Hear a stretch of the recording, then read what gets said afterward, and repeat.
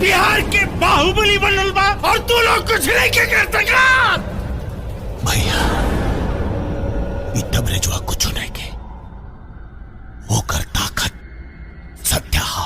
तो ओकरा खरीद ले। वो सर्वा बिके वाला चीज नहीं के हो। अरे तो मर तो सकेला। ओकरा मारल इतना आसान नहीं खे भैया, ये बात सत्य है। लेकिन ये धरती पे जे जन्म लेला ओ मरेला जरूर। मार दे, सत्या के मार दे। क्या होता रे? कुछ ना भैया, कुछ नहीं। अच्छा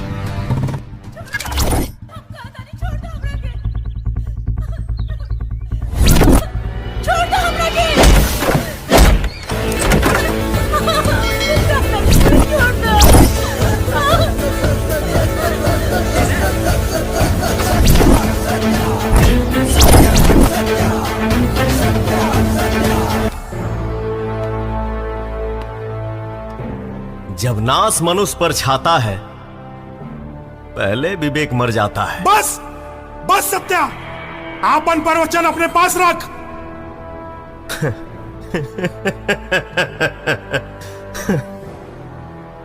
बाप के सामने बदमाशी,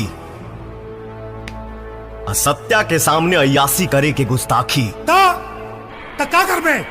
मरबे ते राख होके मरबे। बहुत बर्दाश्त करी तोहरा के, बस अपना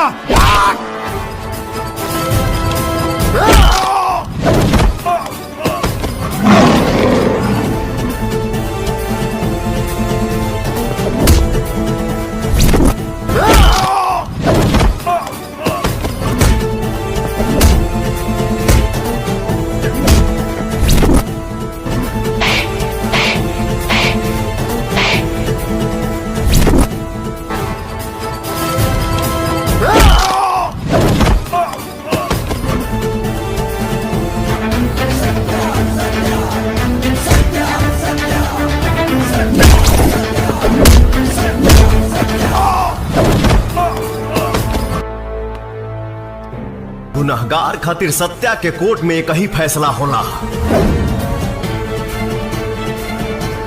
सिर्फ और सिर्फ